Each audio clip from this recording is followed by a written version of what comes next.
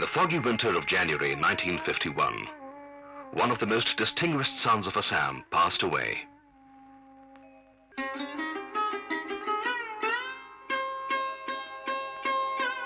হে মৃত্যু নমস্কাৰ চকুৰ পানীৰে তোৰ পূজাৰ শৰাই ইমান জাতিস্কাৰ. As a creative man, he was a great admirer of light and beauty. In this Ode to Death, written by him, he warmly and gracefully welcomed the end of life. অন্ধকাৰৰ হিপাৰে জ্বলিছে তোৰ পোহৰৰ দেশ. তোৰ দেশলৈ যাবলৈ কোনে পিনিলে নতুন বেশ? I salute thee, O death. Thine flower-bedecked altar is so beautiful, so peaceful. I see the land of light beyond the engulfing darkness. পৃথিৱী জুৰি অহোৰাত্ৰি তোৰ দেশলৈ যাব যে যাত্ৰী চিৰমৌন বিশ্বমাতৃ মুক্তিদাত্ৰী. Death to him was to step into the land of light. He died very young, only at the age of 48. But even within such a short span of life, he contributed much as a playwright, as a poet, as a creative musician, as the pioneer of Assamese films, as an undaunted freedom fighter, and as a great revolutionary artist. He contributed much in diverse ways in bringing about a modern Assamese cultural resurgence. He was Jyotiprasad Agarwala.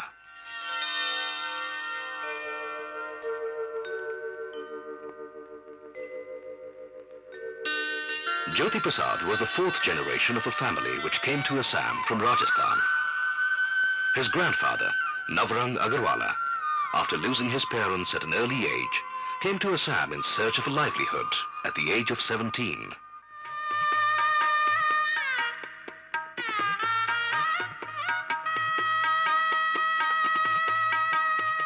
Navrang Agarwala married an Assamese girl, built a permanent abode at Gameri of Darang district, and got himself completely assimilated into Assamese society. He even accepted Vaishnavism.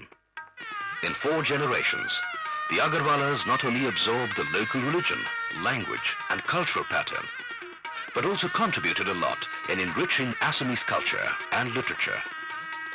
Navrang and his wife were blessed with 3 sons, Haribilas, Thanuram, and Kashinath. Thus, a family began to grow, the ancestors of which came from outside, but became an integral part of the place where they settled down. Among the 3 sons of Navrang, Haribilas, born in 1842, was the most enterprising and adventurous. He was the first Assamese to visit far-off places of our country, and even ventured to land in Ceylon. Haribilas launched a rubber business in Assam, and successfully spread his business contacts even to South India.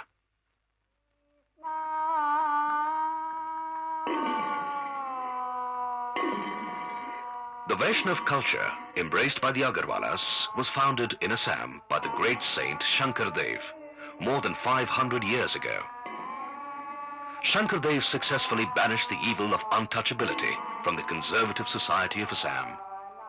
His message of love and amity was accepted by the people, irrespective of caste, creed, or community.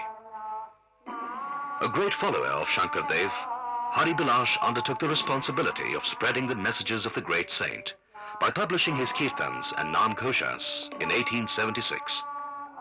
Later, Shankardev's Gunamala, Bhatima, Borgit, Dashams, etc. were also published by Haribilas.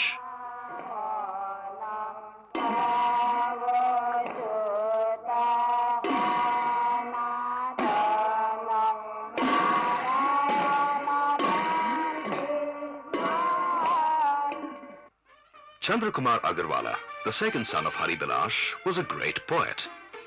Jyotiprasad's uncle, Ananda Chandra Agarwala, was also a poet and creative writer. Jyotiprasad's father, Paramananda Agarwala, was himself a good singer and an expert violin player. His mother, Kiranmoyi, was an exponent of Assamese folk songs.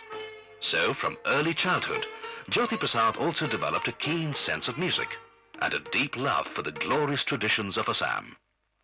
Jyotiprasad was born at the Tamulbadi tea estate, Dibrugarh, in 1903.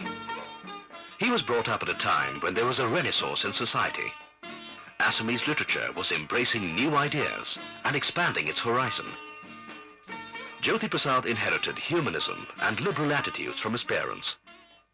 After his basic training at home, Jyotiprasad was sent to Tezpur for formal education. Here he was exposed to some beautiful historical and mythological monuments. Tezpur was previously known as Shonitpur. Shonit in Assamese means blood.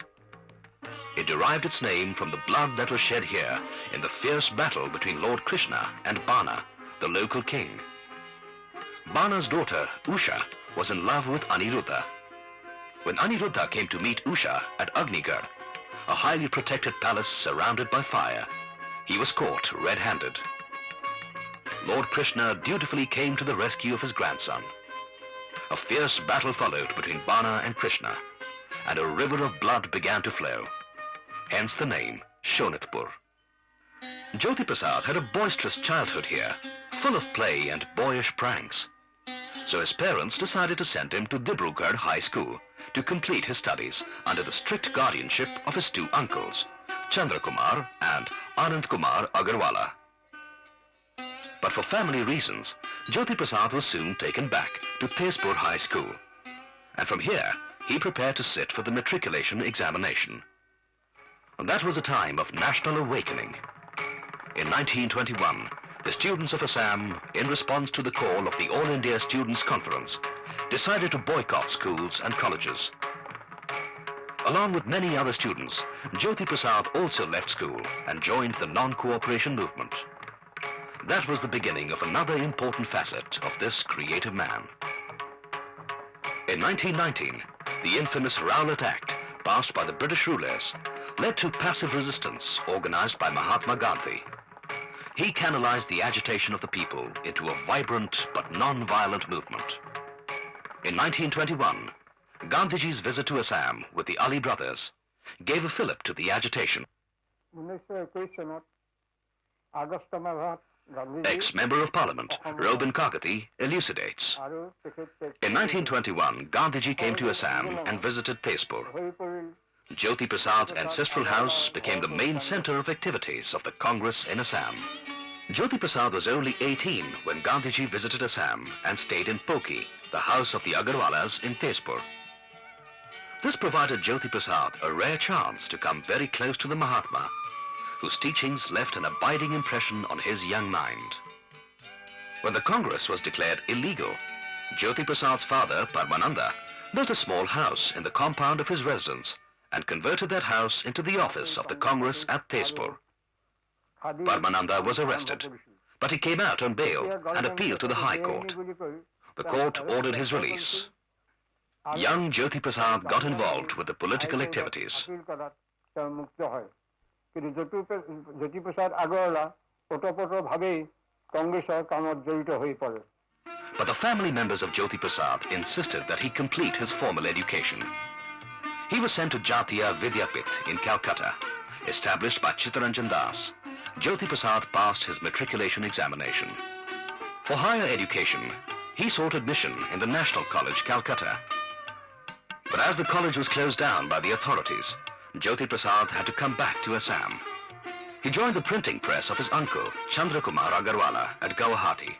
Even while learning printing, he devoted himself to reading literature and listening to music, and gradually prepared himself for a substantial contribution to the creative world.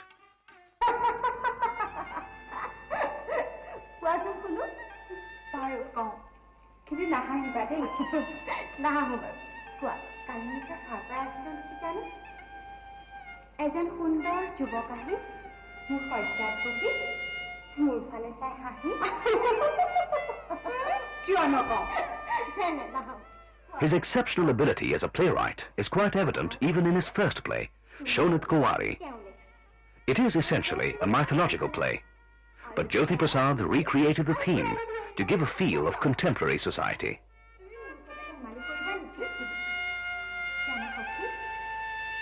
তেওঁ মোৰ জীৱনৰ একমাত্ৰ দেৱতা এইটো সঁচা জানা সখী সখী মই হাঁহি ধেমালিৰে উৰাই দিম বুলিছোঁ পিছে মিছা সখী বেজাৰ নকৰিবা দেই মই তেওঁ আনি দিব সখী তেওঁক তুমি আনি দিবা আনি দিম কিন্তু কেনেকৈ সখী মই তিনিও ভুৱন Usha, the daughter of King Bana, has seen in her dreams a very handsome and charming prince with whom she has instantly fallen in love. She discloses the matter to her close maid, Chitralekha, who is a competent painter. As Usha cannot distinctly recognize the person who appeared in her dream, Chitralekha volunteers to draw the portraits of all the probable princes of the three worlds to help Usha in identifying the person. She goes on painting the portraits of the charming persons among the Devas, the Danavas, the Gandharvas and the Kinnaras. About Jyotiprasad's plays and his caliber as a playwright, eminent critic Jyotiprasad Agarwala says, when he was only 14-year-old, but he rewrote it, revised it several times, and ultimately it came up to the stage. In this play, certain significant contributions were made, particularly in respect of stage songs. চোৱা সখী দেৱতাৰ কুমাৰসকল গন্ধৰ্ব কিন্নৰ ৰূপৱান বীৰ্যৱান হয়নে নাই সখী নহয় Chitralekha continues drawing the portraits of all the probable persons. She draws the images of all the valiant warriors of the different worlds, but none looks exactly the same as the person whom Usha saw in her dream. At last, Chitralekha starts drawing the portraits of the Manab Kumars.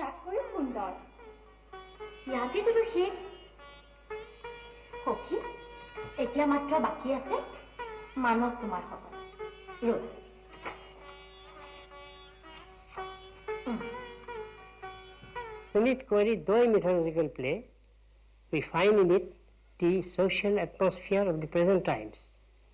And that is why perhaps in an All India festival in 1955, this play came out first as a folk play.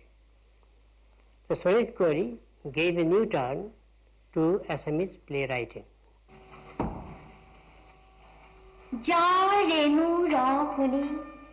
গোকুলৰ সদ গোপিকা ঘৰ বাৰী এৰি মতলীয়া পতক তুলিলো হে মোহত কলিয়া When she draws the portrait of Krishna, Usha says, yes, the person of her dream is almost like this, but not this one.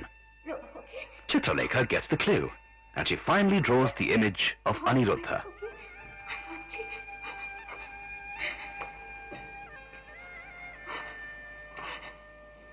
Kiswa, Modanor Alokwa, Hontan Roton, Aniruddhanate, Sri Krishna.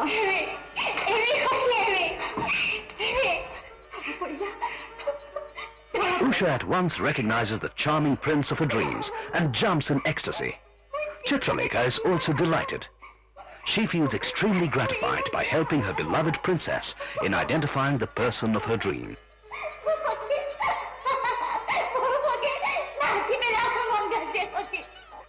After Sunit Kauri, he wrote the draft for his second play, Karangaligiri, and went to England and visited several places of Europe, while he learnt filmmaking also.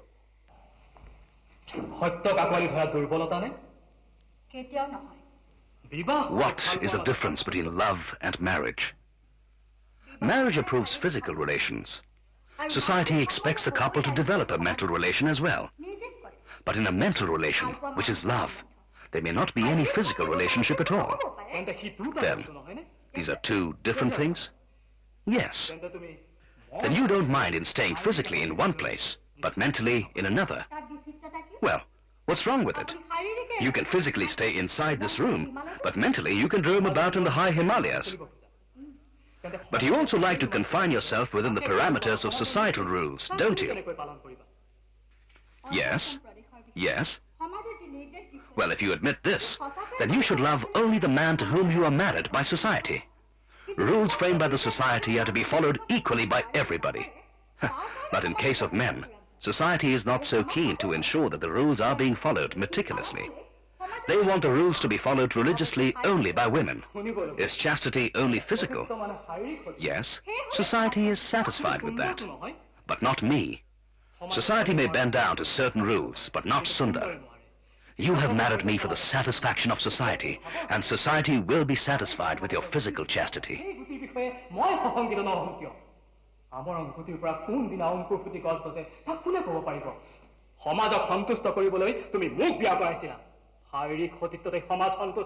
Well, you have married me as a social custom, and you have developed a physical relation with me, as per the expectations of society. So you have also accepted the rules. But you are keeping your mind with someone else. Why should you bother about that? You have developed a physical relation with me as per the directives of society, without caring for a mental relation. The greatness of genuine love is ultimately realized by the husband, Sundar Kaur. Jyotiprasad developed this play when he was in Europe, so naturally, his creative mind would have derived some inspiration from Henrik Ibsen and Galsworthy. Jyotiprasad very deftly brought about the lyrical and romantic beauty of the plot through the unobtrusive maid of the palace, Sevali, who nurtured a silent love in the core of her heart for the Prince Sundar, and ultimately sacrificed her life to save him from ignominy. Jyotiprasad's untiring quest for a new identity of his creations inspired him to bring about a fusion of the new wave of European drama with the traditional form of his own soil. Thematically, in all his plays, Jyotiprasad was very modern.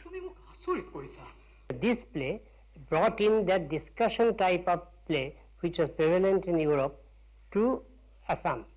It was a debate-oriented discussion play. That is the new thing which it introduced in Karangaliri.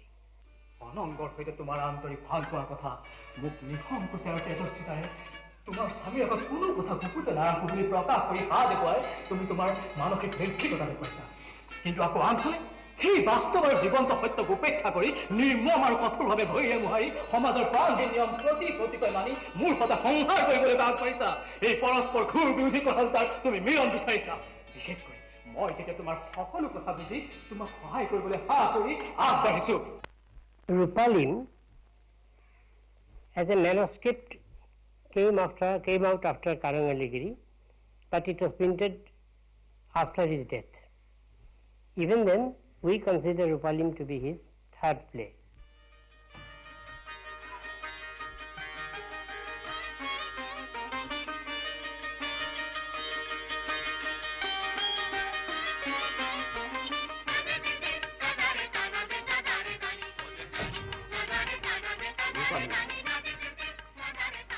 পখিলানো পৰা ফুলৰ পাহিৰ দৰে ঘুমুৰাৰ বাটেই তুমি শিয়ৰি উঠিছা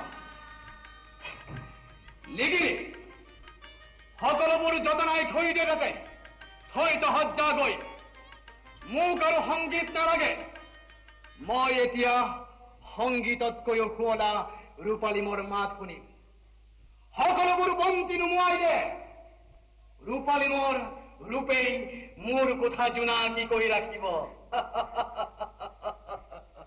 Rupalim is more or less a romantic play, but the main theme being love and jealousy. The conflict was between love and jealousy. And the central character is Rupalim, but it was woven around Manimugdha and another girl, Itiven. Itiven and Rupalim loved Manimugdha. But as a matter of fact, Rupalim was fond of another boy called Mayaba. But Manimugdha was infatuated by the beauty of Rupalim and wanted to grab her. But ultimately Rupalim's sincerity conquered him, and that love of Manimugdha for Rupalim was sublimated. মৰ্মৰ মূৰ্তি আৰত আৰু জীৱলগা ৰূপ লুকাই নথবা আন্ধাৰ নিশাৰ হিমচেঁচা সৰোবৰৰ পানীত স্পন্দন আৰু ফুলকবিহীন পদুমৰ দৰে নৰবা তোমাৰ ৰূপৰ লহৰ তুলি তোমার সৌন্দর্যৰ নিজৰাৰে মুখ মুখ ধুৱাই দিয়া আহাৰ বলিম আহাৰ বলিম In Rupalin, set against a tribal background, a patriotic fervor runs through the main theme and finds expression in the forceful overtures and inspiring speeches of Ithivan. From the silent surrender of Rupalin, Mani Mugdha, like Sundar of Karingor Liguri, realizes the greatness of genuine love. Jyotiprasad's Rupalin is more emotional than intellectual, although the plot construction and characterizations bear testimony of his genius as a playwright. Dialogues are as usual rich in literary and lyrical fervor. Jyotiprasad himself admitted that while writing Rupalin, he had Maeterlinck's Mona Vana in his mind. But even the discerning critic will agree that both in characterization and plot construction, Jyotiprasad deviated much from the French play. তুমি মোক ক্ষমা কৰিবা তুমি যোৱা তুমি যোৱা তুমি মুক্ত In Lavita, he experimented with a new technique. In this offbeat play, the creative genius of Jyotiprasad has heralded the dawn of a new era in the realm of Assamese theatre.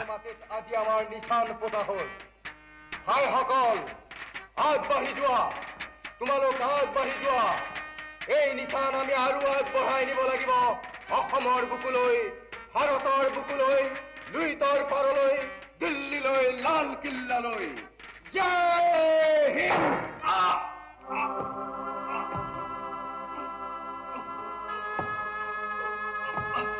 সৈন্যসকল আগবাঢ়ি যোৱা লবিতা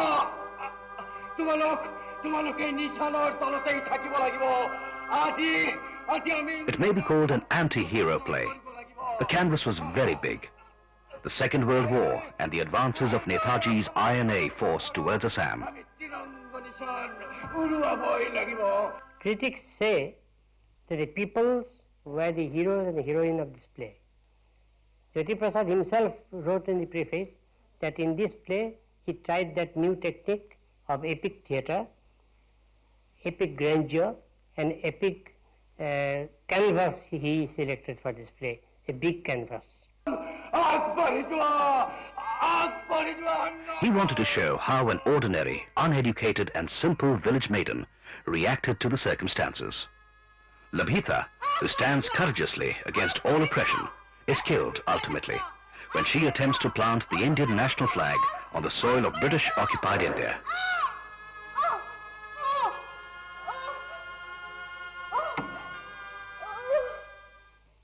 Jymoti is a verse play based on a folk tale, but Jyotiprasad recreated it to suit modern sensibility. Bharu Maharaj, উলিয়াও তেমতে মাত এই পগলায় কিন্তু মহারাজ মাথো এক শর্তত হব পাৰো আমি সন্মত কি সেই শর্ত বদলায়ো যদি মাত এই পগলায় অর্ধরাজ্যৰ কন্যা কদাপি নেপায় যেন এই পগলায় প্রতিজ্ঞা রক্ষার তেমতে নিদিয়ে উপায় বারু তেমতে জুয়া গৈ মরা কেউ নাই নালাগে মাতিব মোৰ দিমাতি কন্যায় ৰজা মই ৰজা পাৰিষদক বিতুষ্ট কৰিবলৈ অধিকাৰ নাই Jymoti or the silent princess never talked. No one could make her talk. Only when the artist philosopher came, sang and danced before her, she started talking. নিমাতিৰ মাতৰ কাৰণে শুনি মানৱৰ এক আৰ্ত আহ্বান আহিছিল উলিয়াম বুলি নিমাতিৰ মা কিন্তু যিটোজনে ধৰে শক্তি নিমাতিক মাত মতাবৰ তাৰ হতুৱাই মাত মতুৱাই খুলিব খুজিছে এই প্ৰতিমা সুন্দৰ It is not known why Jyotiprasad called his Nimati Kanya a play for children. It is a symbolic play written in a highly philosophical vein, highlighting the role of a poet-philosopher in society. Like Brecht, Jyotiprasad also borrowed the theme of the play from a folklore and highlighted a subject which is thought-provoking and even relevant to contemporary society. In between the dialogues, Jyotiprasad used dramatic verses and lilting songs to make it even more attractive.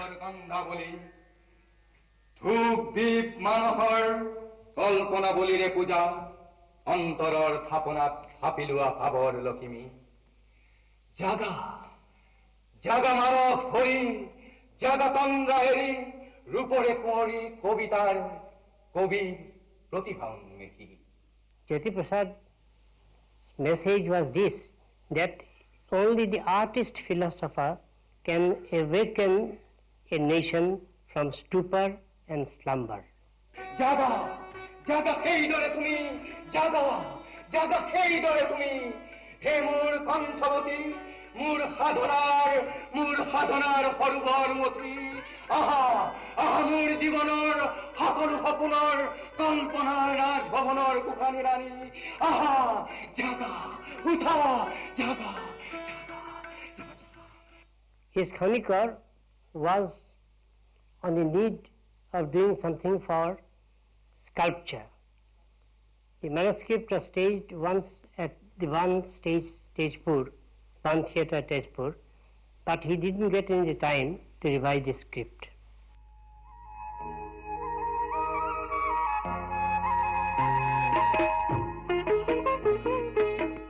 If we are to single out a particular field of artistic activity in which Jyotiprasad was most prolific and, as a creative man, was at his best, it is undoubtedly his music. Music composition was his real forte.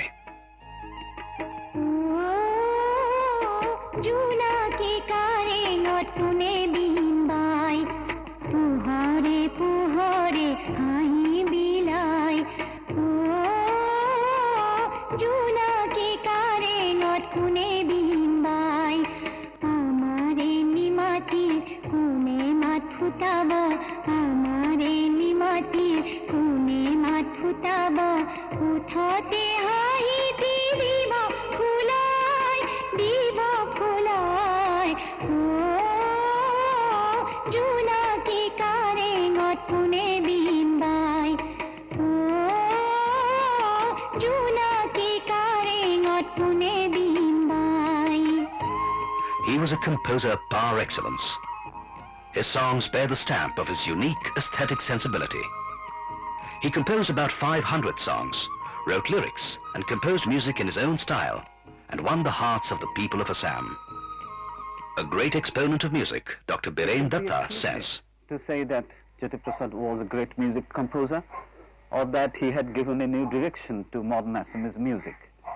In fact, he was much more than an ordinary music maker. For Jyotiprasad, music was not just a means of entertainment. He wanted it to be a social instrument also.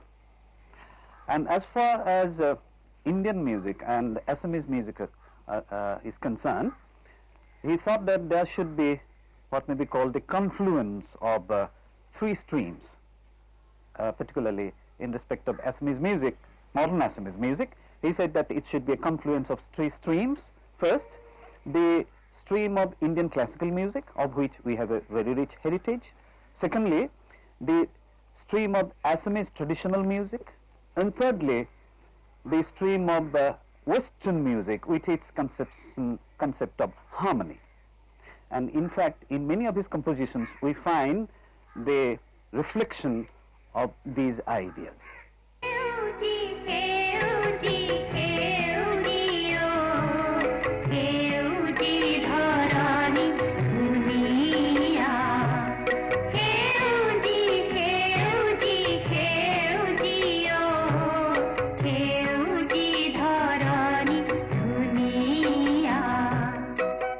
In his songs, we find a remarkable combination of tradition and innovation, a wonderful harmony between lilting tunes, which bear his own stamp, and highly lyrical words.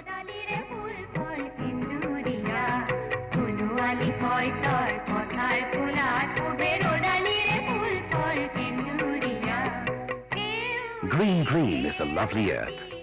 In the lap of the meadow, golden crops sway. Crimson fruits and flowers in sunshine glisten. With our tears we have watered and kept alive the pearl-like paddy. We have brought you to the harvest of the world. Jyotiprasad spearheaded a movement for the utilization of Assamese folk tunes in modern compositions.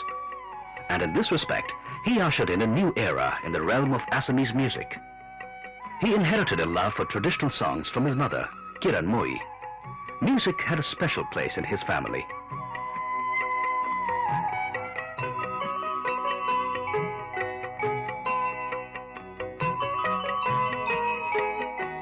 Jyotiprasad's son, Shri Chinmoy Agarwala, tells us. Jyotiprasad's musical training started from his early childhood. His mother was a vocal singer, singing traditional songs of Assam, and his father, Parmananda, was a good violin player. They had their influence on Jyotiprasad. Indian classical music and Assamese folk music blend kori ek Shonkordeবৰ পিছতে এক নতুন সংগীতৰ ধাৰা সৃষ্টি কৰে।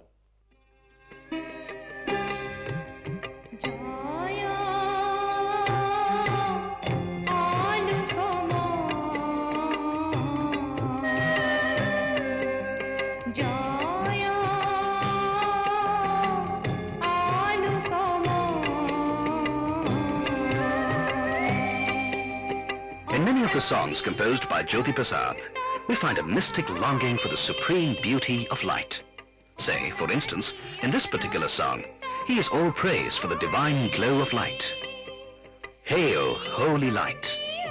Victory be to the light and to the great ideals of humanism. Let thy beauty be ever victorious.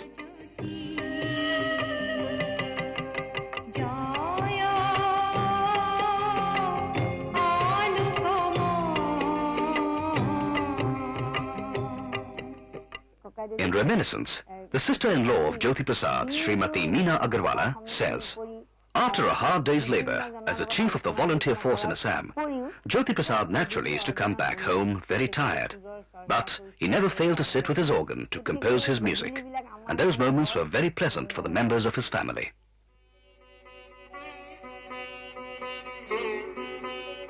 As the Agarwalas were followers of Vaishnavism, Krishna had a special place in the family. To Jyotiprasad, Krishna was a Sakha, a dear friend, to whom he revealed some of his intimate feelings.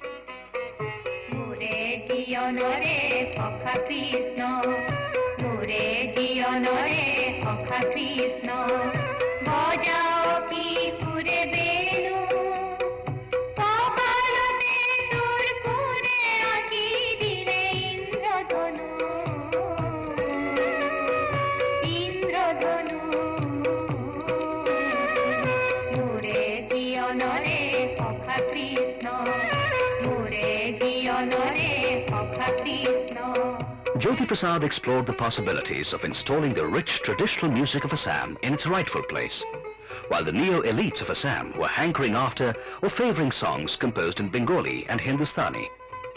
Instead of composing in one or two fixed patterns of his own style, Jyotiprasad preferred to be creative in each of his compositions. That is the reason why we get so much variety in his songs. Each is different from the other.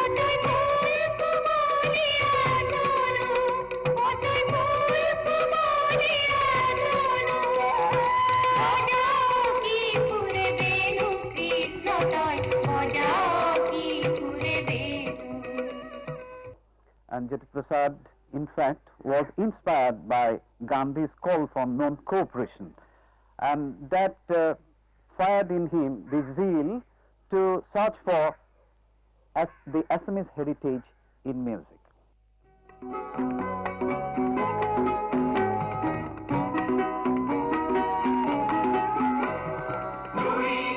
Jyotiprasad had the conviction that in bringing about radical changes in the socio-political scene of the subjugated country, the younger generation would play the most vital role.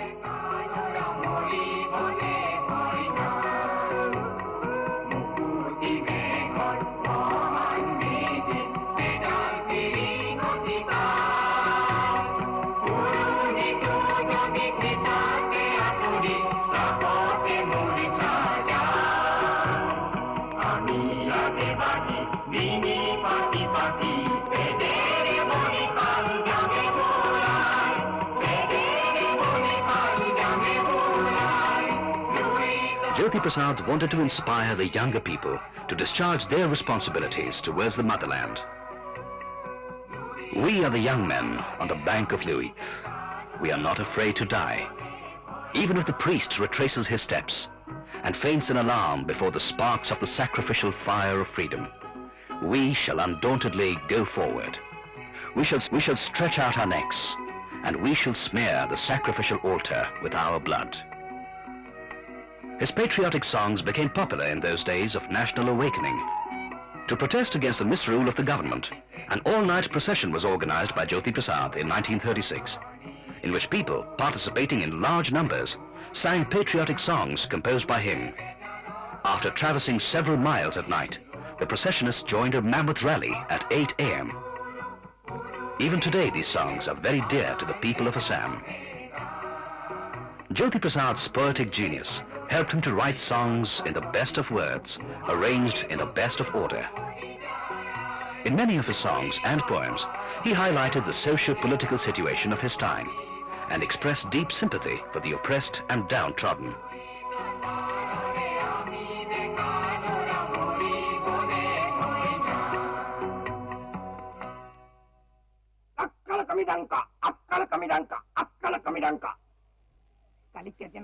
No, this man is not acting on stage. He's reciting a poem written by Jyotiprasad Agarwala on the adversity of a Dafala peasant during British rule.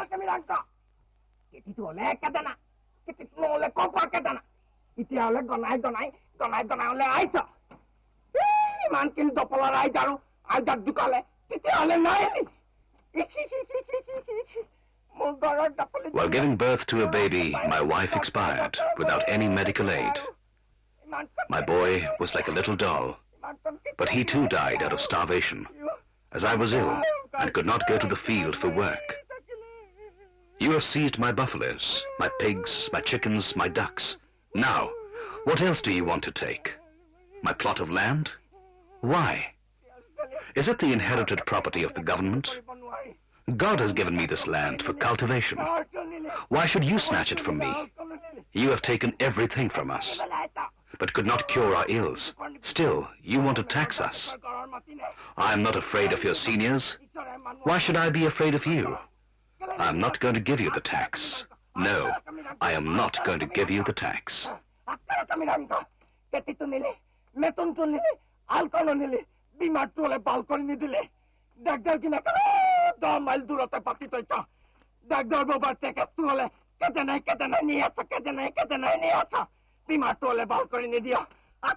An eminent poet and literator of Assam, Sri Navakanta Barua, says, I have read his poetry and heard his poetry recited by many.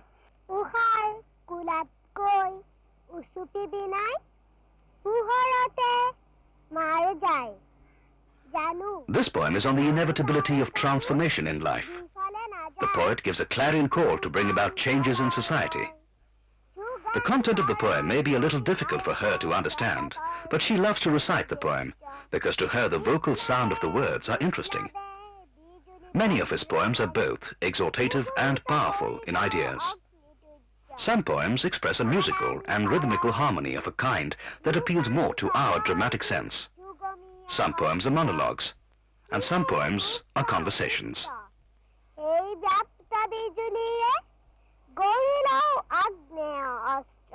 He didn't belong to the general tradition of Assamese poetry.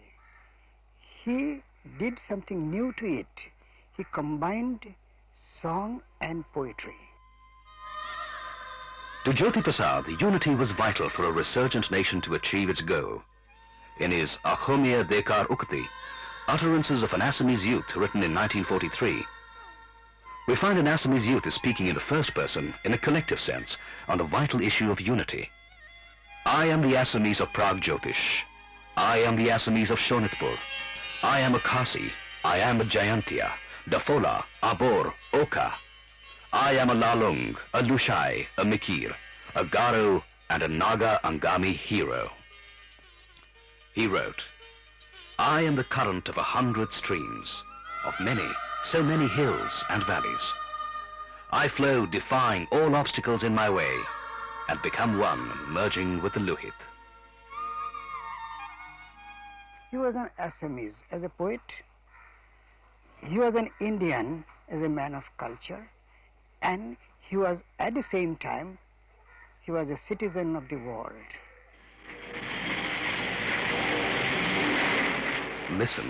Listen to the songs of the people of the world. Maintain the distinctive traits of your many splendored civilized lives. Be friends with one another. This is the unity hymn of the new world. Thus I wrote the scripture of mankind. This will be the ideal life in this world. All ye sons of man, be one today. Speak in unison. Sing the same song. Be of the same mind, same aim, and of one integrated life. Ma, moi সপোনত দেখিলো দুটা ভূতৰ পোৱালি আৰু দুজনী নাক জিলিকা চকু তেলেকা পিলিকা পিলিকা পিলিকা পিলিকা চকৰি পোৱালি. Jyotiprasad's poems for children show he had a deep love for them and an understanding of their inner mind. In this poem, Jyotiprasad shows the child of a ghost as the child of a human being.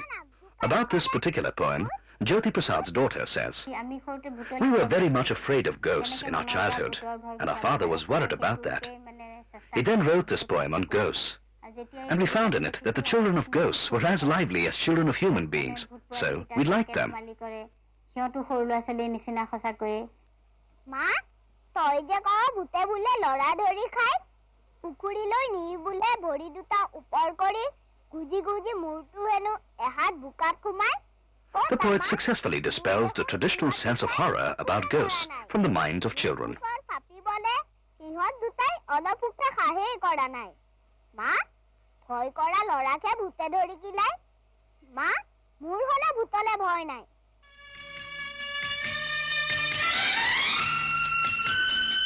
In 1926, Jyotiprasad went to England for higher studies in humanities. But a creative mind like him could not confine himself within the four walls of a classroom for a long period.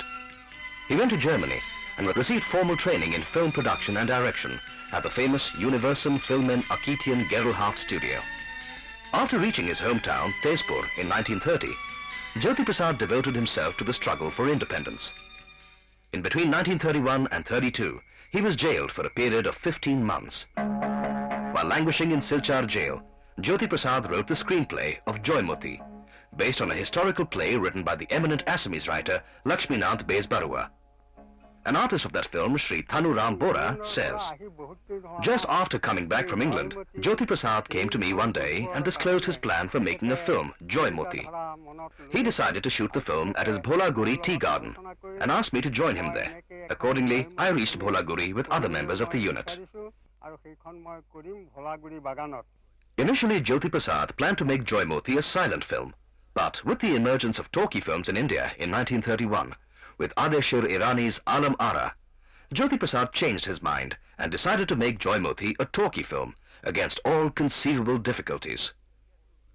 For additional funds, he had to approach the senior members of his family, and while making the film, he had to ensure the utmost economy. Jyotiprasad converted a huge storehouse of the garden into a studio. The studio, named Chitravan, was perhaps the first indigenously made private film studio in India. But how was the film made? Sri Subha Barua, an artist of Jyotiprasad's film, says, "Each one of us had to do many tasks in giving a shape to the film. Right from the construction of the set to making up the artists, we had to extend our help. All of us worked with a team spirit. Modern makeup material was not available in those days. Nobody had even heard about crepe or wigs. Beard was provided to an actor, cutting a part of his own hair. And in the absence of spirit gum, a rubber solution, secotin, generally used for motor cars, was used to fix the beard."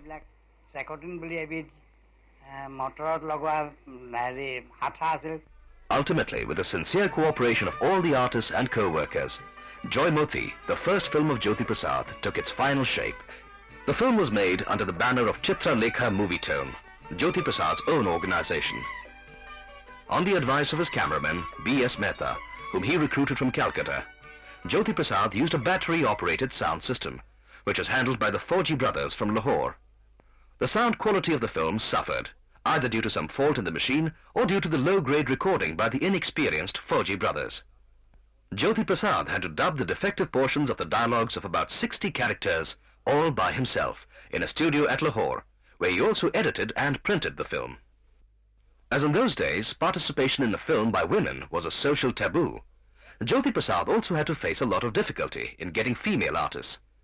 This lady, Ideo Sandikoy, who is now rather old, came forward to act in the leading role of Joymoti.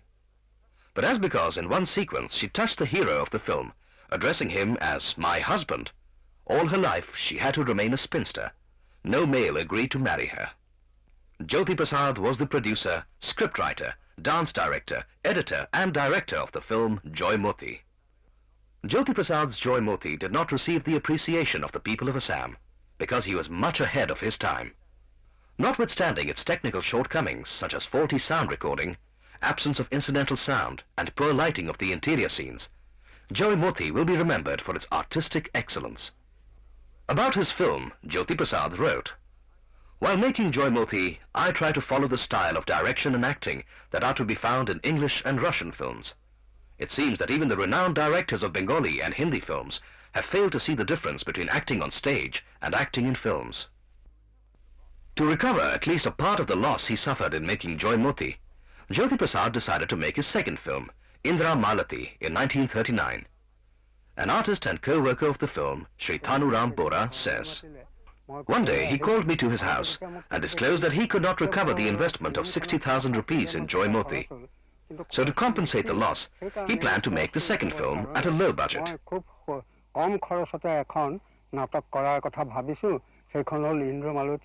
Indra Malati was made with a shoestring budget of only 20,000 rupees. The film was based on his own story and screenplay. Shooting was done without recording of the dialogues. Jyotiprasad took the film to Aurora Studio of Calcutta and completed all the related works there, including dubbing of the dialogues. But his dream of recovering the loss of the first film by making Indra Malati a success, however, became a reality. After completing his second film, Jyotiprasad had married Debjani Bhuiya in 1936. But he never rested in the cozy corner of the house with his family members. He always kept himself abreast with the political situation and never lagged behind in responding to the call of the nation to discharge his responsibility as a freedom fighter. Jyotiprasad's political activity started much earlier when, as a student, he boycotted school to join the non-cooperation movement. A contemporary of Jyotiprasad, Sri Robin Kakati, tells us, "On the 22nd of February 1932, the government declared the camp at Nikal Mua Chhatra illegal. To flush out the activists, the police surrounded the camp at night. As Jyotiprasad was not in the camp at that moment, he could not be arrested forthwith. But after a few days, he was apprehended and sentenced to rigorous imprisonment for 15 months and a fine of 500 rupees. Failing to pay the fine, imprisonment for another 6 months was ordered.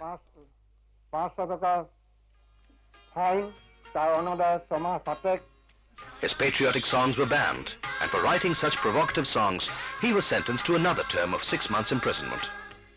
While in Silchar jail, Jyotiprasad developed symptoms of tuberculosis.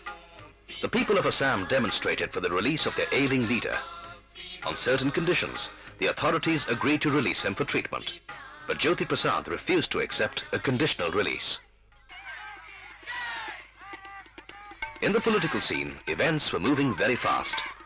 Mahatma Gandhi and the Congress ultimately came to the view that the British must leave India to its fate. On the 8th of August 1942, the Quit India resolution was adopted, and Mahatma Gandhi gave a clarion call to do or die.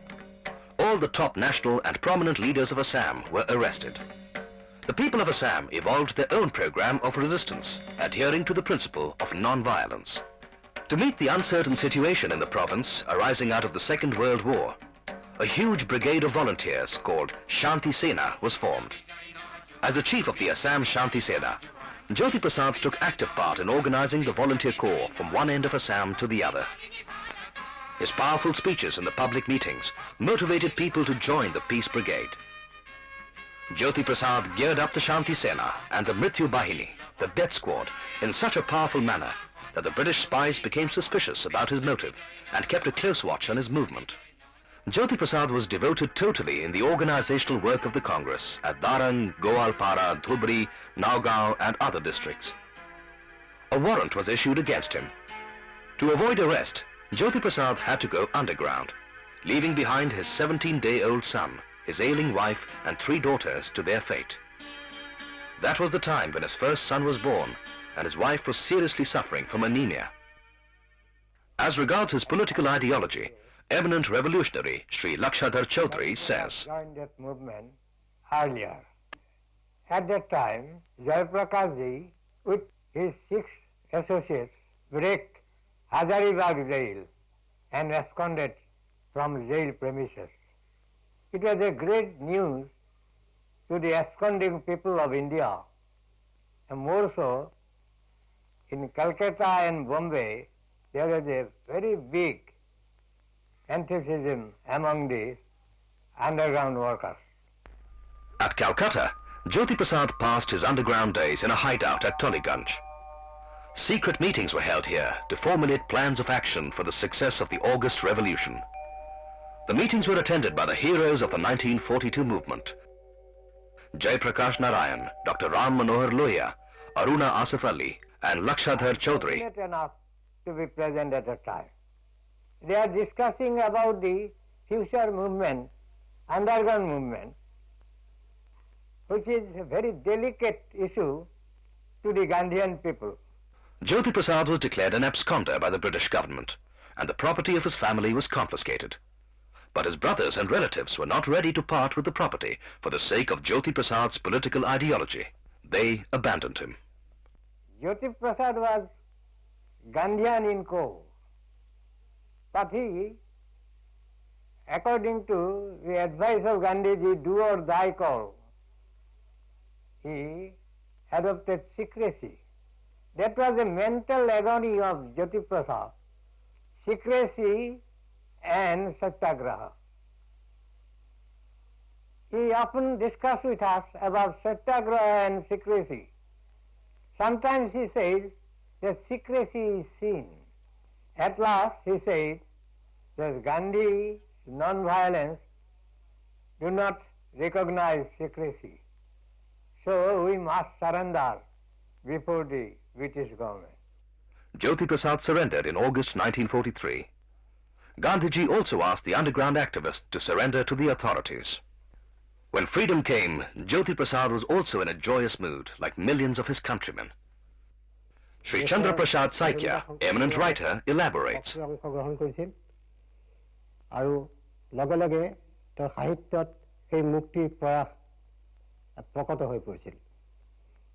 Jyotiprasad believed that independence of the Indian people would raise a ray of hope for all the subjugated people of the world. Liberty of a human being was always hailed by him. Even in his first film, Joymoti, Jyotiprasad glorified the spirit of sacrifice for freedom in the main character.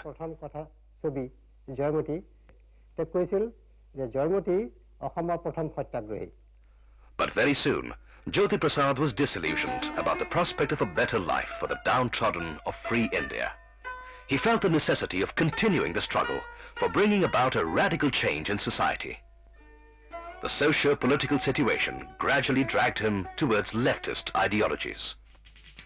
As a creative person, at one time Jyotiprasad used the IPTA platform to great effect and wanted more and more people to participate in the activities of this organization. He believed People's Theatre should stir people, and all its activities should be attuned, taking into consideration the level of their understanding and consciousness. In Assam, the police resorted to firing for the first time after independence at Naliapol in Dibrugarh district in July 1949. The police oppression let loose in the conference culminated in the firing, in which Beena Vora, a teenage girl, and Shorosi Nag, mother of a laborer, lost their lives. The police atrocities on innocent people greatly shocked Jyotiprasad. In his famous article, The Danger Signal of Naliapol, he ruthlessly criticized the aggression. The Congress, the believers of non-violence, must not follow the footsteps of the imperialist Britishers in dealing with the opposition in free India. There must be a basic difference. If they think non-violence to be a science of defense, then should they not apply it, even on an experimental basis, to deal with the opposition? He wrote, I want to tell the idealists and reformers that they shall have to accept non-violence as the ultimate and supreme ideal of human life.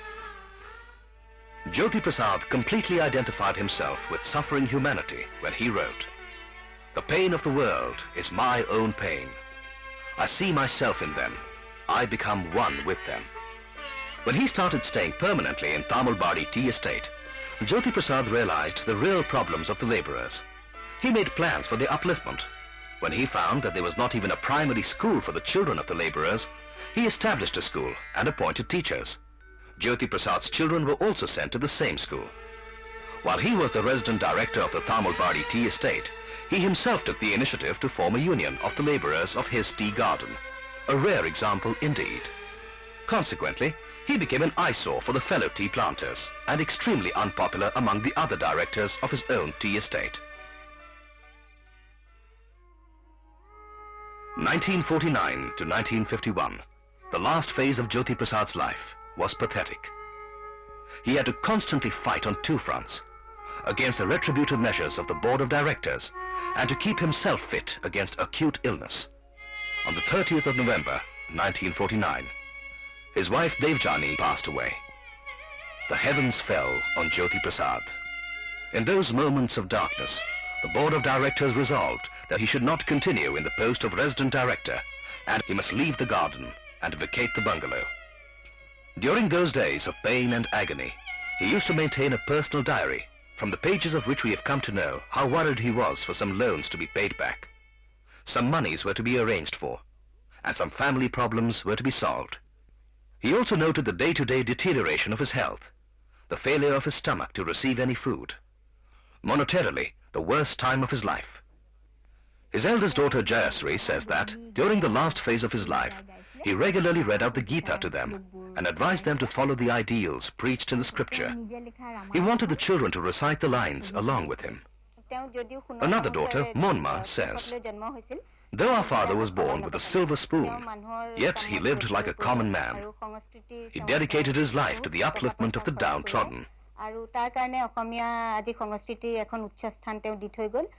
Another daughter, Aku, reminds us how deeply their father followed the ideals of Shankar Dev, Sri Krishna and Mahatma Gandhi. The youngest daughter, Sanu, feels sorry because she was too young to remember the days when her father was in peak form. But after growing up, when she learnt about him, she feels extremely proud to be his daughter. But, frustrating all the prayers of his children and close relatives, Jyotiprasad's health deteriorated further, and a time came when he had to be rushed to Shillong for an immediate operation. But he was suffering from cancer of the stomach, and it was too late to recover. When Jyotiprasad understood that he had reached the last stage of his life, he insisted on being taken back to Poki at Tezpur.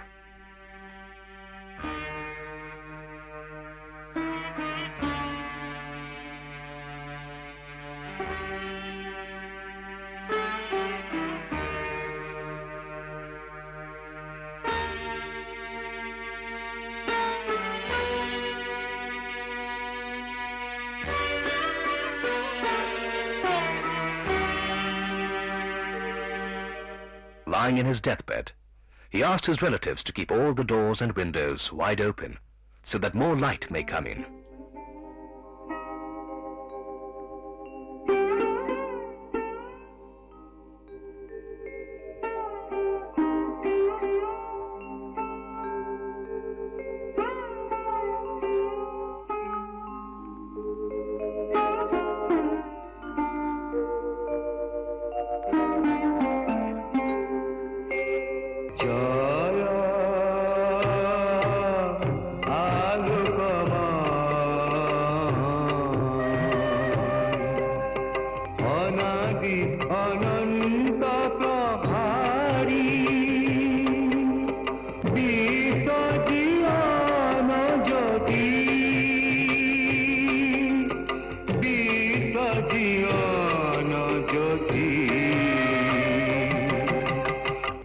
Death to him was peaceful, to enter into the land of light, lying beyond the engulfing darkness. It was 20 minutes past 3 in the afternoon on the 17th of January 1951, when the great worshipper of beauty and light left for the land of eternal light.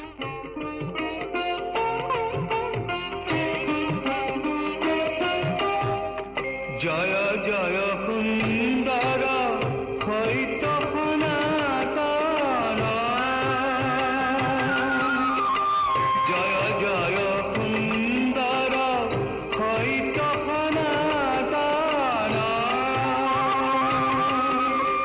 Sira Prakhanta Visapoti Sira Prakhanta Visapoti Jaya